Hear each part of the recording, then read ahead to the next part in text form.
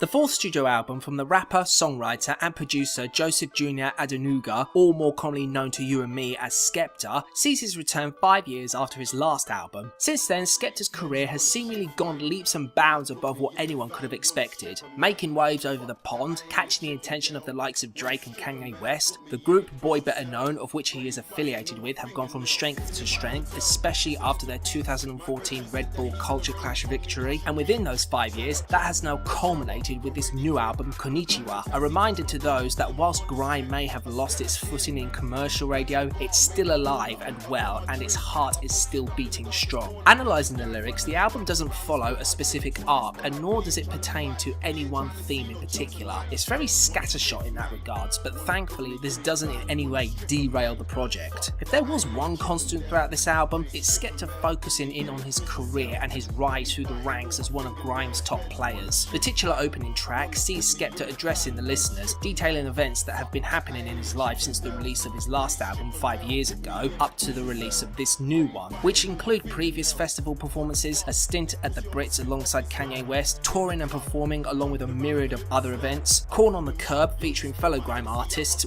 Wiley and Chip, approaches the fame side that his success has brought him, and whilst he admits to being more wealthy than he once was, he tries to keep himself grounded and not allow his fortune to cloud his way of life. As for Wiley, well, the guy tries, but when you rhyme MCs with itself 11 times, you tend to tune him out. Skepta also addresses his insecurities and self-doubt at the end of the track via a phone conversation with Chip, who attempts to reassure him. Shutdown is an all-out banger, bragging about creating hyped performances, tracks, shows, and basically owns this hype, even having a stab at those who complain that they are, quote, intimidated by the sight of men like Skepta performing and going schizo on set. The track Numbers, featuring Pharrell Williams, is directed towards the record labels of today who are more concerned with shifting quantity so that they can profit, instead of gearing their attention towards artistic integrity, highlighting one of the reasons why Skepta set up his own label, giving him artistic freedom as a result. And It Ain't Safe, featuring New York rapper Young Lord on the chorus, where he recants the days growing up on an estate in one of London's roughest areas, being surrounded by people affiliated with narcotics and firearms, and how around said areas hardly anyone was safe, and how people would have to watch their backs, especially if you ended up getting on the wrong side of the wrong people.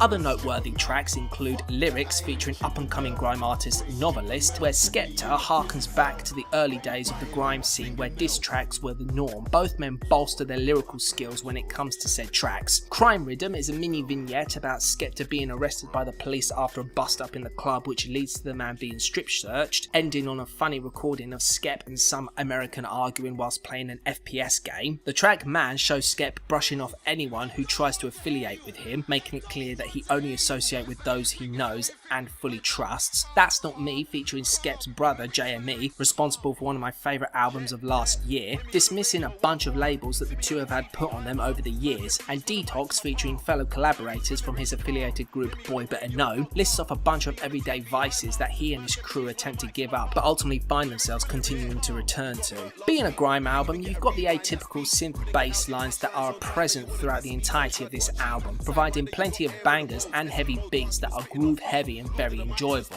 which does have the counter effect of making a lot of the tracks sound pretty similar, but there are incidences where many of these tracks do have a certain distinguishing feature that do set them apart from one another, like the opening track Konnichiwa, which opens up on this oriental style opening that includes the sound of trickling water and clashes samurai swords before switching into the bass synth, blaring siren and electronic drum beat. The trap influenced hi-hats on Corn on the Curb with a tinkling keyboard piano melody and synth strings, Crime Riddim with its constant loading and reloading gun sound effect in the opening, police sirens and the blend of heavy and light synth tones that complement each other nicely, the warbled synth line on Man reigniting the opener's oriental sound that works alongside synth horns. The horns carry on over to Shutdown with the hi-hat prominent beat, That's Not Me with its odd sounding yet intriguing warped beat combined with returning synth strings and the mobile phone ringtone opener on Text Me Back are few examples. Whilst this is clearly not diverse in terms of musical quality, the nature of bass heavy instrumentals along with additional synth effects combined with solid flows and rhymes makes up for whatever musical shortcomings may be present, and there aren't that many if truth be told. A lot of the time it does come down to the quality of delivery, and Skepta very rarely disappoints, but it does come down to the guest features to match his intensity, and as mentioned, Wiley fluffs his appearance too many times. DEE and ASAP Nast on Ladies Hit Squad are insufferable with their lyrics and easily makes this the worst song on the album. For me, Pharrell on Numbers doesn't exactly live up to what he is fully capable of, and the rest of Boy Better Known are somewhat less than impressive on Detox. The only contributors that do leave a lasting impact on me were Young Lord on It Ain't Safe, Novelist on Lyrics, and JME on That's Not Me. Whilst I can't honestly say that this is better than Bugsy Malone's EP, that's not to say that there isn't much to enjoy about this project, because when it's all said and done, it's pretty impressive. There are a multitude of enjoyable bangers on this album that have dirty, grimy beats that are highly groovable and fun to listen to. Skepta's flow and lyricism is very competent and the majority of the tracks are very good, with the exception of Ladies Hit Squad,